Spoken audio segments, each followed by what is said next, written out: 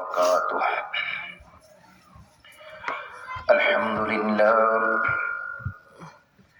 الحمد لله نحمده ونستعينه ونستغفره ونؤمن به ونتوكل عليه ونعوذ بالله من شرور أنفسنا ومن سيئات أعمالنا. من يهد الله فلا مضل له ومن يضلل فلن تجد له وليا مرشدا. ونشهد أن لا إله إلا الله وحده لا شريك له. ونشهد أن سيدنا وسندنا وحبيبنا وطبيب قلوبنا ومولانا محمدا عبده ورسوله الذي أرسله بالحق بشيرا ونذيرا وداعيا إلى الله بإذنه وسراجا وقمرا منيرا. فقد قال الله تعالى في كلام المجيد وفي فرقانه الحميد. أعوذ بالله من الشيطان الرجيم. بسم الله الرحمن الرحيم. ألهاكم التكاثر حتى زرتم المقابر كلا سوف تعلمون ثم كلا سوف تعلمون كلا لو تعلمون علم اليقين لترون الجحيم ثم لترونها عين اليقين ثم لتسألن يومئذ عن النعيم.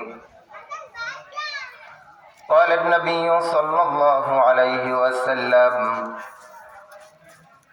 القبر روضة من رياض الجنة أو حفرة من حفر النار.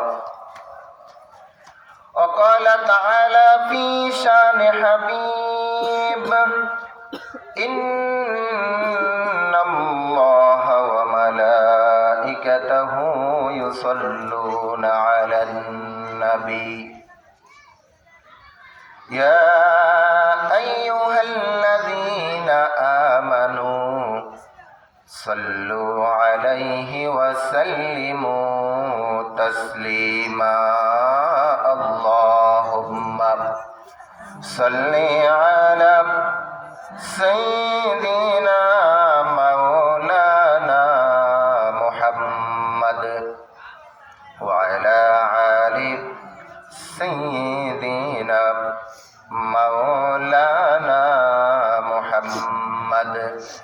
মোহাব্বতের সাথে আওয়াজ করে পড়ি আল্লাহুম্মা সাল্লি আলা সাইয়্যিদিনা মাওলানা মুহাম্মদ ওয়া আলা আলি সাইয়্যিদিনা মাওলানা।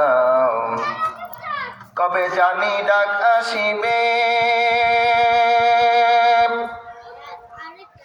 এই পৃথিবী সারিতে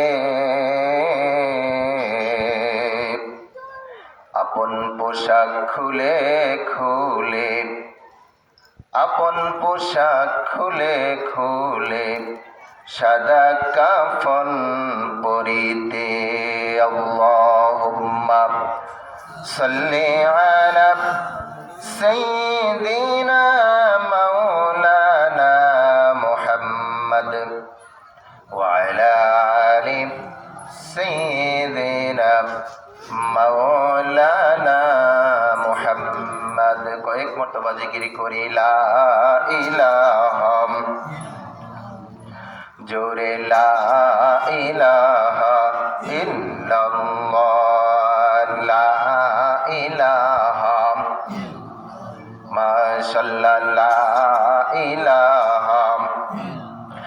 নেই কোনো মাবুদ আল্লাহ ছাড়া, নেই কোনো মাশুক আল্লাহ ছাড়া, নেই কোনো মাবুদ আল্লাহ ছাড়া, নেই কোনো মাশুক আল্লাহ ছাড়া। আরশ কুরসি লৌহ কলম, আরশ কুরসি লৌহ কলম, ওই নামেরই পাগল পারা বলো লা ইলাহা, জোরে লা ইলাহা, লা ইলাহা ইল্লাল্লাহু মুহাম্মাদুর রাসূলুল্লাহ। সকলে পড়ি সাল্লাল্লাহু। আর কত রক্ত ঝরবে, আর কত মানুষ মরবে, আর কত রক্ত ঝরবে, আর কত মানুষ মরবে। কখনো কি আর সোনালি জামানা, কখনো কি আর সোনালি জামানা, ওমরের যুগ ফিরে আসবে, শান্তির দিন ফিরে আসবে। কেন এত বিধবা হলো যে নারী, কি দোষে মায়ের বুক হচ্ছে খালি। ঠিক না? আমার দেশের পথে প্রান্তরে বিনা দোষে মায়ের বুক খালি হচ্ছে। যে গুম হয়ে যাচ্ছে, যাকে মারা হচ্ছে, সে নিজেও জানে না আমাকে কেন মারা হলো। আমাদের জাকির ভাই আছে, কত বছর আমাদের মধ্যে নাই, তার মায়ের আহাজারি। এমন লক্ষ লক্ষ যুবক আমার দেশ থেকে বিদায় হয়ে যায়, নিজেও জানে না কোন অপরাধে আমাকে মারা হয়েছে। আল্লাহ পাক রব্বুল আলামিন আমাদেরকে একটি সোনালী জামানা উপহার দেখ, যে জামানার মধ্যে থাকবে না কোনো রাহাজানি, থাকবে না কোনো টেন্ডারবাজি, থাকবে না কোনো পাচারকারী, থাকবে না কোনো গুমকারী। আল্লাহ পাক আমার দেশটাকে কবুল করুক বলে আমিন। কেন এত বিধবা হলো যে নারী, কি দোষে মায়ের বুক হচ্ছে খালি। না জানি কত কাল স্বজন হারানো জন, না জানি কত কাল স্বজন হারানো জন, নির্বাক জবানে কাঁদবে, ওরা নির্বাক জবানে কাঁদবে। আর কত রক্ত ঝরবে, আর কত মানুষ মরবে। কখনো কি আর সোনালি জামানা, কখনো কি আর সোনালি জামানা, ওমরের যুগ ফিরে আসবে, শান্তির দিন ফিরে আসবে। আল্লাহ তাআলা কবুল করুক, সকলে বলি আল্লাহুম্মা আমিন। সাতিয়ানি দক্ষিণ পাড়া বাইতুল আমান জামে মসজিদের উদ্যোগে 14তম বার্ষিক ওয়াজ ও দোয়ার মাহফিলের আজকে সম্মানীয় সভাপতি জনাব মোহাম্মদ ইসমাইল হোসেন ব্যাপারী, প্রবাসী জর্ডান। আজকে যিনি সম্মানীয় উদ্বোধক বীর মুক্তিযোদ্ধা জনাব মোহাম্মদ রুহুল আমিন ব্যাপারী, বিশিষ্ট সমাজসেবক সাতিয়ানি। প্রধান অতিথি জনাব মোহাম্মদ আলমগীর খান, বিশিষ্ট ব্যবসায়ী, উত্তরা, ঢাকা। আজকের প্রধান আলোচক আমার উস্তাদ বিশিষ্ট ইসলামী চিন্তাবিদ মুফাসসির কোরআন হযরত মাওলানা মোল্লা মোহাম্মদ সিদ্দিকুর রহমান গাজীপুরী সাহেব, সিনিয়র মাওলানা সালদিয়া দাখিল মাদ্রাসা। মাগরিবের পর থেকে আপনাদেরকে কোরআন ও হাদিসের আলোকে অনেক ওলামায়ে কেরামগণ আলোচনা শুনিয়েছেন। তার মধ্যে আমার পূর্বে যিনি আলোচনা করেছেন আমার মতো হাজারো আলমের উস্তাদ, আমারও সরাসরি উস্তাদ হযরত মাওলানা মোহাম্মদ আনোয়ার হোসেন সিরাজি সাহেব, ইমাম ও খতিব, সাতিয়ানি দক্ষিণ পাড়া বাইতুল আমান জামে মসজিদ। আল্লাহ তাআলা হুজুরকে নেক হায়াত দান করুক, সকলে বলি আমিন। উপস্থিত আছেন ইসলাম প্রিয় তৌহিদি জনতা, পর্দার অন্তরালে ওয়াজ শ্রবণরত সখী সাধবী মা ও বোনেরা, আমি আপনাদের সবাইকে আবারও সশ্রদ্ধ সালাম জানাচ্ছি। আসসালামু আলাইকুম ওয়া রাহমাতুল্লাহি ওয়া বারাকাতুহু। আসুন আমরা আলোচনা শুরুতে মহান মনিব আল্লাহর দরবারে হাজারো কোটি শুকরিয়া জ্ঞাপন করি, যিনি আমাদেরকে এলাকার হাজার হাজার মানুষ থেকে বাছাই করে অত্যন্ত মায়া করে দয়া করে দুনিয়ার জমিনে জান্নাতের বাগানে আসার বসার তৌফিক দান করেছেন। আমাদেরকে সুস্থ রেখেছেন, কোরআন ও হাদিসের আলোকে কিছু কথা বলা এবং শোনার মতো সুযোগ করে দিয়েছেন। এতগুলো নেয়ামত যিনি আমাদেরকে দান করেছেন, সকলে জবান খুলে বলুন তিনি কে? আল্লাহ। আল্লাহ যদি না চাইতেন আমরা এখানে আসতে পারতাম না। যারা দোকানে বসে আছে আমরাও তাদের পাশে বসে গল্প করতাম, যারা টেলিভিশন অন করে বসে আছে আমরাও সেখানে থাকতে পারতাম, যারা মোবাইলে পাবজি গেম খেলতেছে আমরা সেখানেও থাকতে পারতাম, ঠিক নয় কি? আল্লাহ তাআলা কবুল করেছেন, পছন্দ করেছেন, মায়া করেছেন, দয়া করেছেন, বিদায় আমরা কোরআনের ময়দানে আসতে পেরেছি। এই কোরআনের ময়দান এমন একটি ময়দান, এই কোরআনের আলোচনা এমন একটি আলোচনা, যারা কোরআনের আলোচনা শুনবে বসবে আল্লাহ পাক রব্বুল আলামিন তাদের দিলটাকে নরম করে দেবে। বলুন সুবহানাল্লাহ।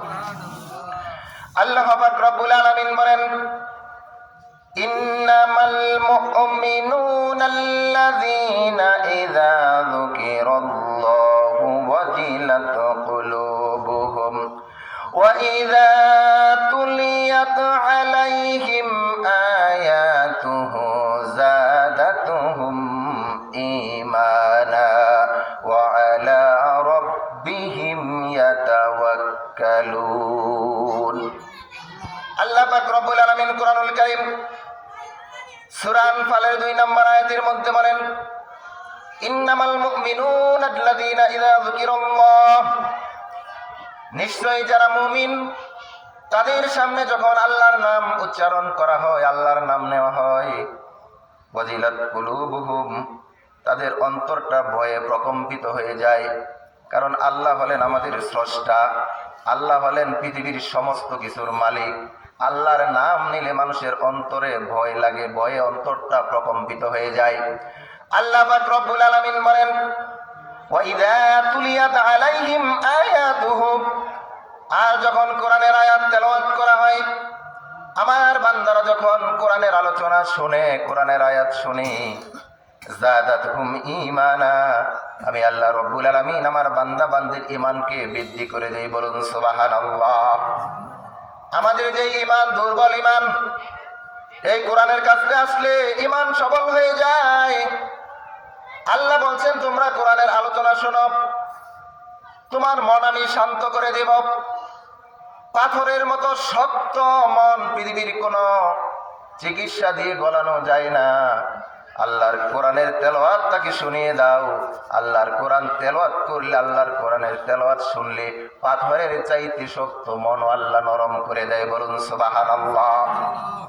তার প্রমাণ আমরা দেখি যে হযরত ওমর রাদিয়াল্লাহু তাআলা আনহু, যিনি ইসলাম গ্রহণের পূর্বে ছিলেন সবচাইতে বড় সন্ত্রাস, যে উমরের বয়ে আগেও মানুষ কেঁপেছে, পরেও কেঁপেছে, তার অনেক শক্তি ছিল, সাহস ছিল।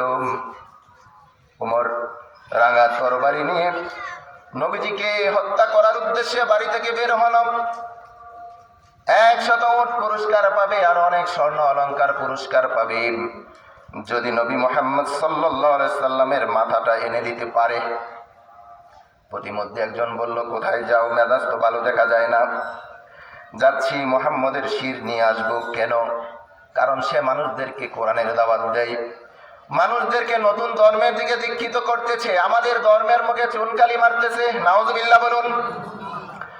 এবার ওই ব্যক্তি ডাক দিয়ে বলে, ওমর, যেই কোরআনের জন্য, যেই কোরআন তেলাওয়াতের জন্য, কোরআনের দাওয়াতের জন্য তুমি নবীকে মারতে যাও, তোমার ঘরেই তো কোরআনের আওয়াজ চালু হয়ে গেছে। আল্লাহু আকবার বলুন। বলে, কি বলো? বলে, তোমার বোন, তোমার ভগ্নিপতি কালিমা পড়ে মুসলমান হয়ে গেছে, তাদের ঘরেও প্রতিদিন সকাল সন্ধ্যা কোরআনের তেলাওয়াত হয়। বলুন সুবহানাল্লাহ। হযরত ওমর রাদিয়াল্লাহু তাআলা আনহু বলেন, কি বলো? তাহলে তো আগে তাদেরকে মারতে হয়। অনেক লম্বা ঘটনা। হযরত ওমর রাদিয়াল্লাহু তাআলা আনহু নবীজির দরবারে না গিয়ে চলে গেলেন বোনের বাড়িতে। সেখানে গিয়ে সে বাইরে দাঁড়িয়ে শুনলেন কোরআন থেকে তেলাওয়াত হচ্ছে।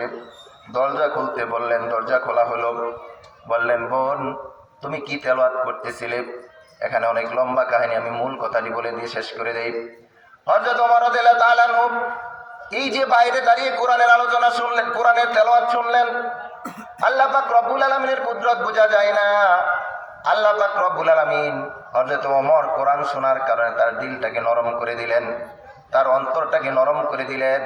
সে নবীকে হত্যা করবে দূরের কথা, তরবারি নিয়ে নবীজির সামনে হাজির হলেন।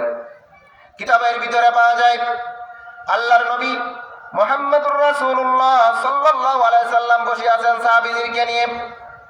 হযরত ওমর আসতেছেন খোলা তরবারি হাতে।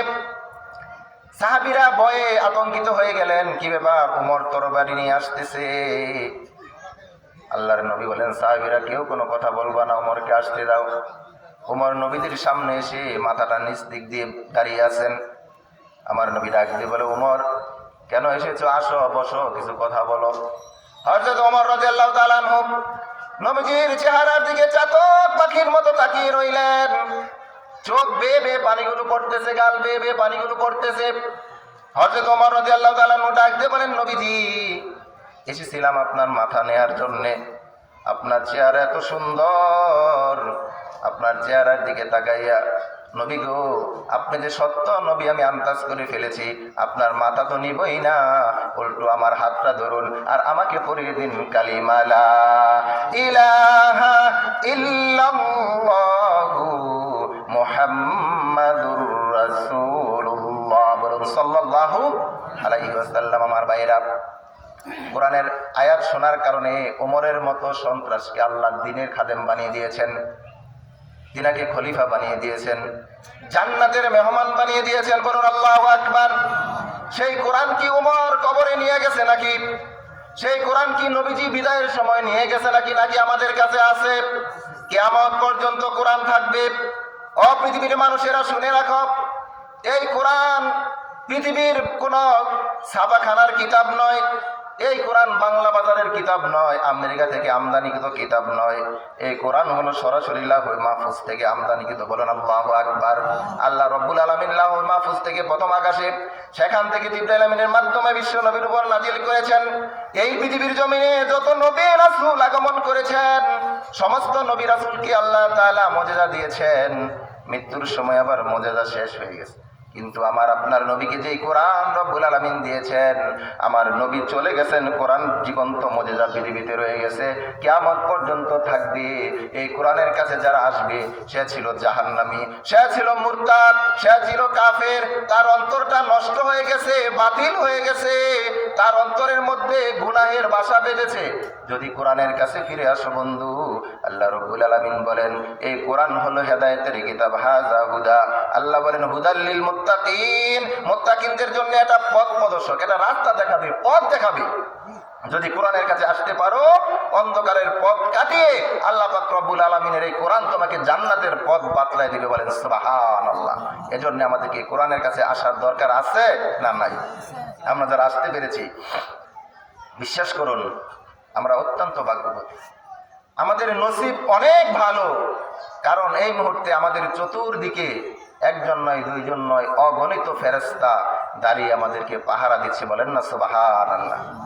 হাজার হাজার ফেরেশতারা আমাদেরকে পাহারা দিচ্ছে। আল্লাহ পাক রব্বুল আলামিন ফেরেশতাদেরকে ডাক দিয়ে বলছেন, ও আমার ফেরেশতারা, জানো নাকি, যারা কোরআনের ময়দানে বসে গেল, এখানে ঠেলাওয়ালা, রিক্সাওয়ালা, ধনী গরিব, মেম্বার, চেয়ারম্যান, এমপি, মন্ত্রী আমি দেখব না।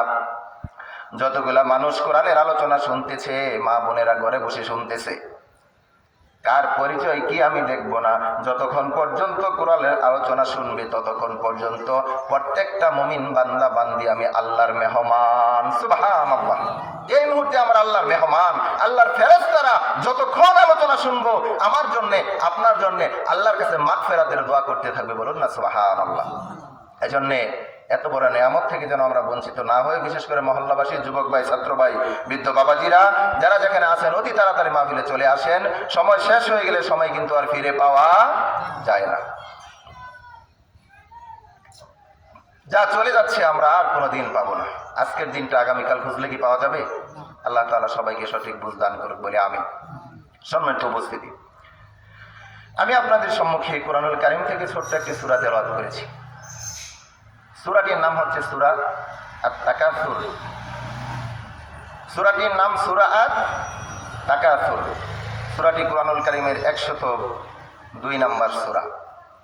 এই সূরার মধ্যে 8খানা আয়াত রয়েছে। সূরাটি নবী সাল্লাল্লাহু আলাইহি ওয়াসাল্লামের মাক্কি জীবনে নাজিল হয়েছে। এই 8 আয়াত সম্বলিত সূরাটির মধ্যে বিশাল ফজিলত রয়েছে, শানে নজুল রয়েছে, তাফসীর রয়েছে। প্রথম 2 আয়াত থেকে কিছু কথা বলার চেষ্টা করব, আল্লাহ পাক রব্বুল আলামিন যদি তৌফিক দান করেন। আসুন আমরা এই সূরাটির কিছু ফজিলত সম্পর্কে শুনে নিই সংক্ষেপে।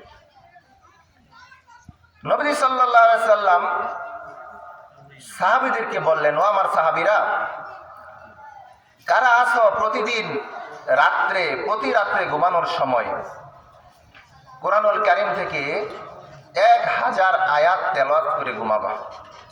পারবা এই কাজটি করতে? একটি নয়, দুইটি নয়, 100 নয়, 200 নয়, 1000 আয়াত। বিশাল ব্যাপার, অনেক সময়ের ব্যাপার, কষ্টের ব্যাপার। সাহাবীরা কেউ কথা বলছেন না। নবী সাল্লাল্লাহু আলাইহি সাল্লাম বললেন, ও আমার সাহাবীরা শোনো, কোরআনুল কারীমের মধ্যে ছোট্ট একটি সূরা আছে, সূরাটির নাম হচ্ছে সূরা আত-তাকাসুর। তোমরা যদি রাতের বেলায় ঘুমানোর সময় এই সূরা তাকাসুর তেলাওয়াত করে ঘুমাও, আল্লাহ পাক রব্বুল আলামিন এই সূরা তাকাসুর তেলাওয়াত করে ঘুমানোর কারণে প্রতিদিন 1000 আয়াত তেলাওয়াত করলে যে সওয়াব হতো তার সমপরিমাণ সওয়াব আমলনামার মধ্যে দিয়ে দিবেন। বলুন সুবহানাল্লাহ। ছোট্ট একটি সূরা যদি আমরা তেলাওয়াত করতে পারি প্রতিদিন, প্রতি রাত্রে ঘুমানোর আগে, আল্লাহ পাক রব্বুল আলামিন আমাদের আমলনামার মধ্যে 1000 আয়াত তেলাওয়াতের সওয়াব দান করে দিবে। বলুন আলহামদুলিল্লাহ। সম্মানিত ভাইরা আমার, এই সূরাটি আল্লাহ তাআলা কেন নাজিল করলেন? এই সূরার ভিতরে আমাদের অনেক বড় শিক্ষা রয়েছে। শানে নুজুলের ভিতরে পাওয়া যায় কুরাইশ বংশের লোকেরা তাদের সম্পদ নিয়ে গর্ব করত, বাহাদুরি করত, তাদের ক্ষমতা নিয়ে তারা দাম্ভিকতা দেখাতো, অহংকার করত, যা বর্তমানেও আছে না নাই? যার ক্ষমতা বেশি তার দাপট বেশি, অহংকার বেশি। যার টাকা বেশি তার অহংকার বেশি। টাকা বেশি হয়ে গেছে, ক্ষমতা বেশি হয়ে গেছে, সে এমনভাবে হাঁটে মনে হয় পা মাটিতে লাগে না, অথচ এক সময় ছিল দিন মজুর। এমন মানুষ আছে না? এটা আজকের ঘটনা না, পূর্বের জামানায় এমন ছিল। আল্লাহ পাক রব্বুল আলামিন দেখলেন কুরাইশ বংশের লোকেরা সম্পদ নিয়ে বাহাদুরি করতেছে, গর্ব করতেছে, তাদের অস্ত্র নিয়ে গর্ব করতেছে, তাদের বংশ নিয়ে গর্ব করতেছে।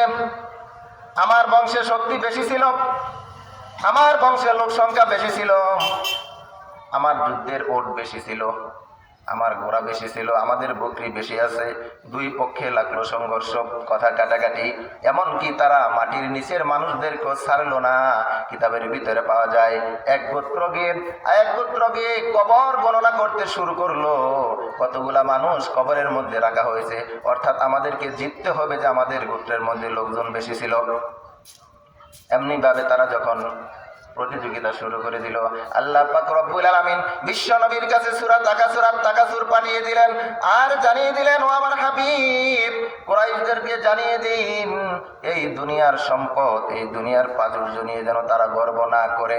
আল্লাহ পাক বললেন, আল্লাহাকুমুত তাকাসুর হাত্তা যুরতুমুল মাকাবির আলহাকুমুত তাকাতুর, প্রথম আয়াত।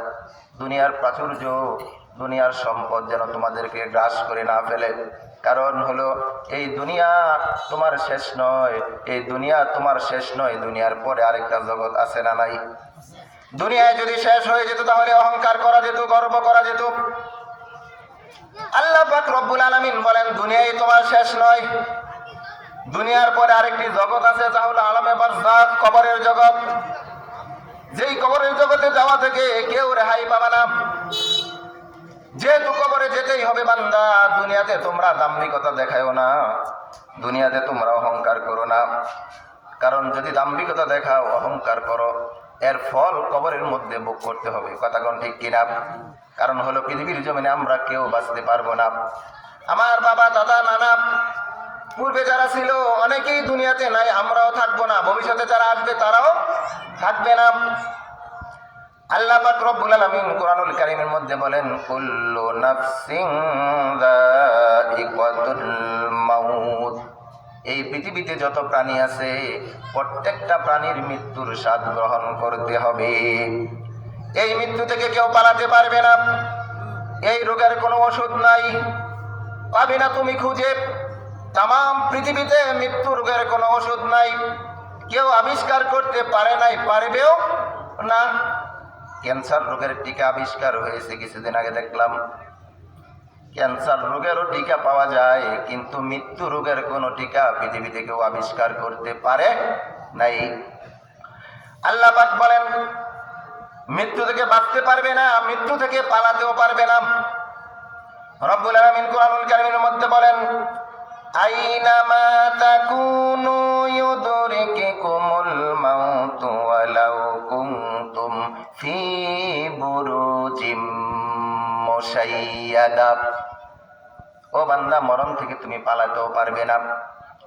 মরণ থেকে যতই পালাও, মরণ তোমায় নিবে গিরি। যদিও সুদূর আকাশ পানে সেথায় লাগিয়ে সিঁড়ি। নদী পথে নৌকা চালাও, ওহে মাঝি ভাই, বেলা ডুবার আগে আমি ওপার যেতে চাই। ডুবে গেলে বেলা রে আর উঠে না, ভেঙ্গে গেলে মেলা রে আর জমে না। ঠিক কিনা? বেলা ডুবে গেলে আর বেলা উঠবে না। আল্লাহ পাক বলছেন বান্দা, এই মৃত্যু থেকে কেউ বাঁচতে পারবে না, পালাতেও পারবে না। হঠাৎ করে তোমার মৃত্যুর যন্ত্রণা শুরু হয়ে যাবে। কেমন হঠাৎ করে শুরু হবে? আল্লাহ পাক রব্বুল আলামিন বলেন ওয়াজাআত সাকরাতুল মাউতি বিল হক যালিকা মা কুনতা মিনহু তাহিদ। আল্লাহ পাক বলছেন হঠাৎ করে তোমার মৃত্যুর যন্ত্রণা শুরু হয়ে যাবে, সাকরাত শুরু হয়ে যাবে। এটা এখনো হতে পারে। আপনি গুনাহের কাজে লিপ্ত আছেন, তখনও হতে পারে। আপনি নামাজে আছেন, তখনও হতে পারে। আপনি খাবার খাচ্ছেন, তখনও হতে পারে। কিন্তু কখন হবে আল্লাহ বলেন নাই। আল্লাহ পাক বলেছেন হঠাৎ করে তোমার মৃত্যুর যন্ত্রণা শুরু হয়ে যাবে। দুনিয়ার ক্ষমতা, দুনিয়ার টাকা, দুনিয়ার সম্পদ, দুনিয়ার যশ, দুনিয়ার খ্যাতি কিছুই আমাদেরকে আটকিয়ে রাখতে পারবে না। কারণ হলো ক্ষমতার কারণে যদি পৃথিবীতে কেউ থাকতে পারতো তাহলে ফেরাউন দুনিয়া থেকে মরতো না। ঠিক কিনা? নমরুদ মরতো না, সাদ্দাত মরতো না। সাদ্দাত এমন একজন নাফরমান বান্দা ছিল, তাকে যখন ওয়াজ করা হতো সাদ্দাত তুমি কালিমা পড়ো, মুসলমান হও, আল্লাহর হুকুম মানো, সাদ্দাত বলেছিল আল্লাহর হুকুম মানলে কি হবে? বলে আল্লাহ তাআলা জান্নাত দিবে। জান্নাতে কি থাকবে? হুর গালমান থাকবে, নহর থাকবে। সাদ্দাত নিজে বলে যে আমি নিজে একটা জান্নাত বানিয়ে নিব। বলেন না নাউজুবিল্লাহ। সাদ্দাত কি করলো? কল্পিত একটি জান্নাত বানালো, সেখানে দেশের নর্তকী সুন্দরীদেরকে ভাড়া করে আনলো। দীর্ঘদিন চেষ্টা করে তার কল্পিত জান্নাতের মধ্যে সে নহর তৈরি করলো, দুধের নহর, মধুর নহর। এবার জান্নাত উদ্বোধন করবে। নাফরমান বলতেছে যে জান্নাত আমি বানিয়ে এই জান্নাতে আমি বসবাস করবো, আল্লাহর দেওয়া জান্নাতের আমার প্রয়োজন নাই। বলুন নাউজুবিল্লাহ। কিন্তু তিনি যখন জান্নাতের গেটে পদার্পণ করবেন, একটি কদম মাত্র দিলেন, আল্লাহ পাক রব্বুল আলামিন আজরাইল পাঠিয়ে দিলেন। তার কল্পিত জান্নাতে সে প্রবেশ করতে পারে নাই, আল্লাহ পাক রব্বুল আলামিন তাকে চিরস্থায়ী জাহান্নামে নিয়ে গেলেন। নাউযুবিল্লাহ। যশ খ্যাতি টাকা আমাদেরকে রাখতে পারবে না। আমার আপনার মৃত্যুবরণ করতে হবে। অথচ আপনি লক্ষ্য করে দেখবেন, আমার আপনার মরণ যদি গভীর রজনীতে হয়, আপনি কোটি টাকার মালিক, আপনার দালান বিশাল অট্টালিকা, আপনার মরণটা যদি রাত্র 12টায় হয়, গভীর রজনীতে হয়, আপনি একটু লক্ষ্য করে দেখেন, আশেপাশে তাকিয়ে দেখেন, যেই বিছানার মধ্যে স্বামী স্ত্রী একসাথে ঘুমাইতেন, যেই বিছানার মধ্যে সন্তান একসাথে বুকের সাথে জড়ায় ঘুমাইতেন, আপনার যখন মৃত্যু হয়ে যাবে রাত্রে গভীরে, এই বাকি সময়টুকু ওই বিছানায় আপনাকে আমাকে রাখবে না। অল্প সময়টুকু আমরা এক কম্বলের নিচে থাকতে পারবো না, অল্প সময়টুকু সন্তানকে বুকে জড়িয়ে রাখতে পারবো না। যখন খবর হবে লোকটা মারা গেছে, নাম ধরেও কেউ ডাকবে না, বলবে এটা লাশ হয়ে গেছে। ভয়ে কেউ কাছে যাইতে চাইবে না। যেই বিবি সারাটা জীবন সংসার করলো, যেই স্বামী সারাটা জীবন বিবির সাথে কাটালো, স্বামীর বিছানায় বিবি থাকবে না, বিবির বিছানায় স্বামী থাকবে না। অল্প সময়, মধ্যরাত্রের পরে 2-3 ঘন্টা সময়ের জন্য লাশটাকে ঘরে রাখবে না। বিশাল অট্টালিকা, দালান কোঠা, ঘরের ভিতরে এসি, জাজিম, কত সুন্দর বিছানা, আমাকে আপনাকে ঘর থেকে বের করে বারান্দায় অথবা উঠানের মধ্যে রেখে দিবে। এমনকি আমার হাতের ঘড়ি, মা বোনদের নাকের ফুল, কানের দুল, গলার চেন, হাতের চুড়ি, মুহূর্তের মধ্যে কিছুই আর রাখা হবে না, সব খুলে ফেলা হবে। কি আজীব, কি আজীব! কার জন্য কি করলাম? যেই সন্তানের জন্য এত কিছু করলাম, যেই বিবির জন্য এত কিছু করলাম, একটু সময় আমাকে ঘরে রাখলো না। এমনও দেখা যায় বিশাল অট্টালিকার মালিক, তার লাশটাকে বারান্দায়ও না উঠানের মধ্যে রাখা হয়েছে। প্রচন্ড ঝড়, প্রচন্ড তুফানের মধ্যে উপরে একটা তিরপাল দিয়ে দিয়েছে, পানি পড়তে পড়তে লাশটাও ভিজে যাচ্ছে, খাটিয়াটাও ভিজে যাচ্ছে। আহারে মানুষ মৃত্যুর পরে কতটা অসহায় হয়ে যায়। আল্লাহ পাক বলে, বান্দারে, দুনিয়া নিয়ে গর্ব করো না, দুনিয়ার সম্পদ নিয়ে গর্ব করো না, বাহাদুরি করো না, কবরের জন্য কিছু পুঁজি কামাই করো। কারণ মৃত্যু হওয়ার সাথে সাথে পৃথিবীর সমস্ত মানুষগুলা তোমার পর হয়ে যাবে। কেউ বলবে না তোমাকে কিছুদিন দুনিয়াতে রেখে দেই, মা বলবে না সন্তানটাকে দিব না, সন্তান বলবে না মাকে দেওয়া যাবে না, স্বামী বলবে না আমার স্ত্রীকে আর কিছুটা দিন রেখে দাও, স্ত্রী বলবে না আমার স্বামীটাকে কিছুদিন রেখে দাও। অথচ দেখা যায় মানুষ যখন মারা যায়, কেউ কাউকে বলতেও হয় না, কেউ চলে যায় বাসদারে, কেউ চলে যায় কাফনের কাপড় আনার জন্যে, কেউ চলে যায় কবর খোঁড়ার জন্যে। কি একটা আয়োজন! সামান্য একটু রুহটা বের হয়ে গেছে, মানুষগুলো আপনাকে আমাকে বিদায় দেওয়ার জন্যে পাগল করা হয়ে যায়, ঠিক কিনা? এজন্য আল্লাহ পাক রব্বুল আলামিন সাবধান করে দিয়েছেন, বান্দা খবরদার, মৃত্যুর আগেই সাবধান হয়ে যাও।